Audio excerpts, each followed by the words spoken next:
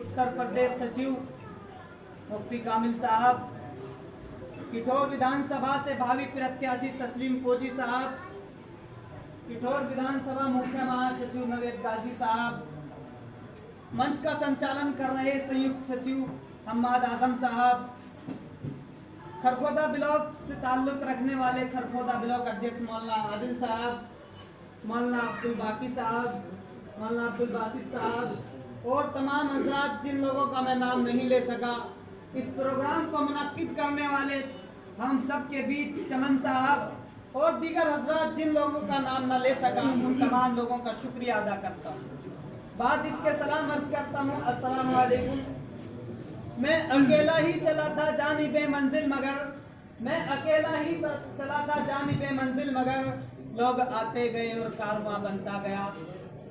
अजीज दोस्तों और बुजुर्गों, जैसा कि आप लोगों को मालूम है कि हिंदुस्तान के हालात, हिंदुस्तान की राजनीति के हालात बद से बदतर हो चुके हैं।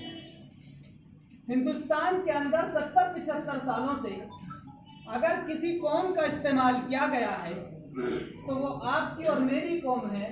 दलित और मुसलमानों को हर पार्टी ने ट्रोल किया, हर पार्टी ने टारगेट किया, हर पार्टी ने डिस्पोजल गिलास की तरह से हम लोगों का इस्तेमाल किया। या मैं यूं कह दूं, जिस तरह से बिरयानी के अंदर तेजपात का इस्तेमाल खुशबू महकाने के लिए किया जाता है, ठीक उसी तरह से तमाम की तमाम पार्टियों ने मुसलमानों को डिस्पोजल गिलास की तरह से, तेजपात की तरह से इस्तेमाल किया, सिर्फ अपने वोट बैंक बनाने।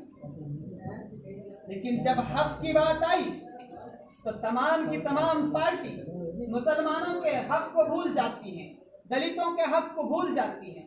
तमाम पार्टियों ने मुसलमानों को फ्री का वोट समझ करके अपना वोट बैंक बनाया, लेकिन हमारे हक की 70-75 सालों से हमने बारी बारी से, हमारे दरमियान में बारी बारी से दीगर पार्टियां आई, हमने हर पार्टी को अपना पार्टी समझा, हमने हर पार्टी पर अपना भरोसा जमाया, लेकिन तमाम पार्टियों ने हमारा सिर्फ और सिर्फ इस्तेमाल।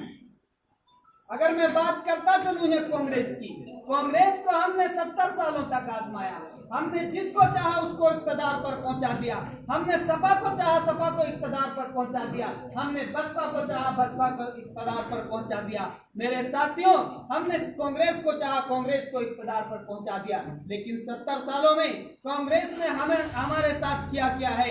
अगर मैं कांग्रेस की बात बताता चलूं तो कांग्रेस ने हमारे साथ वो नाइंसाफी की है, वो आपके सामने देखने को मिलती है। अगर आज हम पिछड़ रहे हैं, आज अगर हम दर की ठोकरें खा रहे हैं, तो नंबर 1 पार्टी अगर है तो वो कांग्रेस है, जिसकी वजह से आज हम पिछड़ रहे हैं। क्योंकि 70 सालों में कांग्रेस पार्टी ने हम पर राज किया, 70 सालों से कांग्रेस पार्टी हम पर राज करती आई है और सिर्फ अपना राज किया, अपनी दुकानें चलाई, लेकिन हमारे हक की बात नहीं की। उसका जीता जागता उदाहरण यह है, अब से 50 साल पहले मुसलमान सरकारी नौकरियों पर 50% का रिजर्वेशन रखता था, लेकिन आज आप तमाम लोगों के सामने इसके सर्वे कर देख लीजिए, ये आंकड़े आपके सामने हैं। किसी भी डिपार्टमेंट में चले जाइए, अगर कहीं आपको मुसलमान देखने को मिलेगा तो बहुत मुश्किल से 0.5% देखने को मिलेगा। आप अंदाजा लगाइए 50% से कहां हमें लाकर छोड़ दिया। ये कांग्रेस ने हमारे साथ किया है। अब सोच रहे होंगे मेरे कुछ साथी, तो कांग्रेस का इसमें क्या लेना देना है? मेरे साथियों, कांग्रेस का ही लेना देना है, क्योंकि हमारे क्षेत्रों में कांग्रेस ने शिक्षा पर काम नहीं किया, हमारे क्षेत्रों में कांग्रेस ने विकास पर काम नहीं किया, कांग्रेस ने सिर्फ अपना राजपाट शुरू किया। क्योंकि साथियों, कांग्रेस ने हमारे साथ अगर काम किया है तो ऐसे मुरादाबाद जैसे दंगे दिए, कांग्रेस ने अगर दिया है तो बाबरी मस्जिद की तबाही दी है, और कांग्रेस ने अगर दिया है हमारे इलाकों में पुलिस थाने बनवाए हैं, कांग्रेस ने अगर हमें दिया है तो पुलिस चौकियां बनवाई है, हमारे इलाकों में कोर्ट कचहरियां बनवा दी, जिसकी वजह से आज बेकसूर मुसलमान जेलों के अंदर है। हमने कांग्रेस को अपनी पार्टी समझते रहे, हमारे चंद साथी अभी भूल में होते हैं, अब भी कांग्रेस को अपनी पार्टी समझते हैं, लेकिन हकीकत बात यह है कांग्रेस हमारा सबसे बड़ा दुश्मन है। क्योंकि कांग्रेस आस्तीन का सांप है।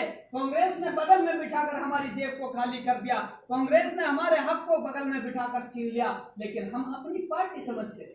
अफसोस की बात है मेरे साथियों, अगर मैं बात करता चलूं इस तरह से तो सपा की, सपा को हम अपना मसीहा समझते रहे। हमने मुल्ला मुलायम का लक़ब मुलायम सिंह यादव को दे दिया, लेकिन सोचने की बात यह है हम उसको अपनी पार्टी समझते रहे।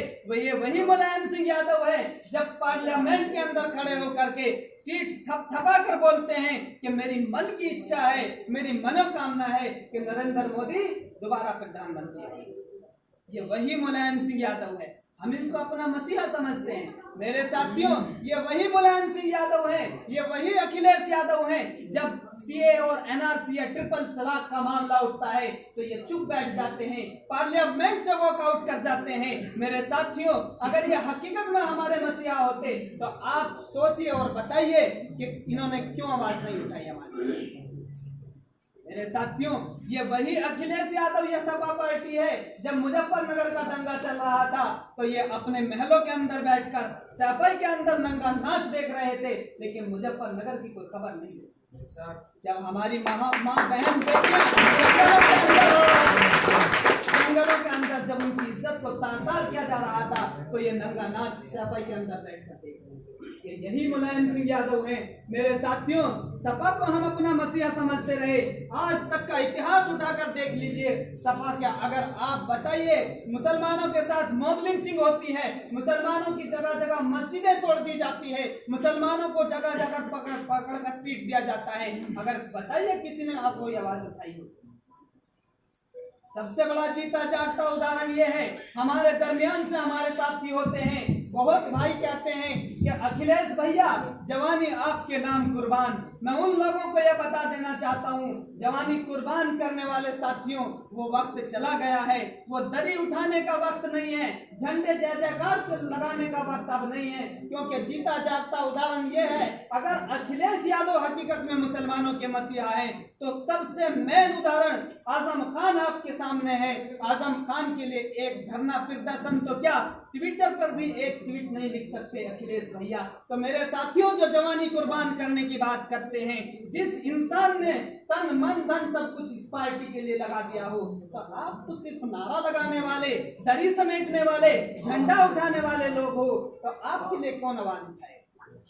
मेरे साथियों, ये मजलिस के अंदर है, ये मजलिस के अंदर है ये बात। अगर अभी तक मजलिस इत्तेहादुल मुस्लिमीन ने कोई आपसे कोई वोट नहीं लिया है, लेकिन उसके बावजूद भी पार्लियामेंट के अंदर खड़ा होकर के पूरे हिंदुस्तान की कौम की तर्जुमानी करता है, जिसका नाम बैरिस्टर असदुद्दीन ओवैसी है।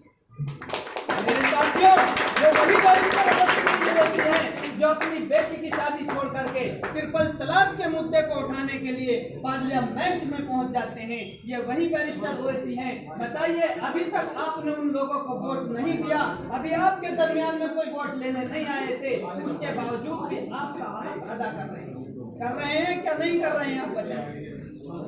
तो हमारा असली वोट का हकदार कौन है साथियों, बताइए। मेरे साथियों, बैरिस्टर असदुद्दीन ओवैसी वो बैरिस्टर हैं जो सड़कों से लेकर के पार्लियामेंट तक 543 लोगों के सामने आंखों में आंखें डालकर बात करने की ताकत रखता है। कुछ लोग ये कहते हैं कि ये बैरिस्टर असदुद्दीन ओवैसी सबको सीधी सीधी बात कहता है, उनके बाद भी इस पर कोई मुकदमा नहीं लगाया जाता। मेरे भाइयों, सोचने की यही बात तो है कि वो पढ़ा लिखा इंसान इतनी क्वालिटी रखता है कि इनके बाप में कोई ताकत नहीं जो बैरिस्टर असदुद्दीन ओवैसी के खिलाफ कोई मुकदमा लिख सके। कुछ लोगों के मन की बात हो जाती है, मैं उनको भी बता देना चाहता हूँ, ये वही बैरिस्टर असदुद्दीन ओवैसी हैं जो लोग कहते हैं कि उनके खिलाफ मुकदमा क्यों नहीं लिखा जाता। अभी 9 तारीख के अंदर बाराबंकी में बैरिस्टर असदुद्दीन ओवैसी साहब के खिलाफ सपा और बीजेपी ने मिलकर उनके खिलाफ मुकदमा किया। मेरे साथियों, हम सपा को कहते हैं कि हमारी पार्टी है, हम एमआईएम को कहते हैं ये बीजेपी की बी टीम है। मैं आपको बता देना चाहता हूँ, असल हकीकत में बीजेपपी की बी टीम कौन है। सीधा साधा आपके सामने उदाहरण है, आप इस चीज से अंदाजा लगा सकते हैं कि जब 865 जिला पंचायत सदस्य जीतकर सपा के पहुंच जाते हैं। और जिलाध्यक्ष कितने जिताते हैं सपा वाले? सिर्फ 5। अफसोस की बात है, आप सपा को वोट करते हैं लेकिन जिलाध्यक्ष की वोट बीजेपी पर पड़ रही है। तो सीधा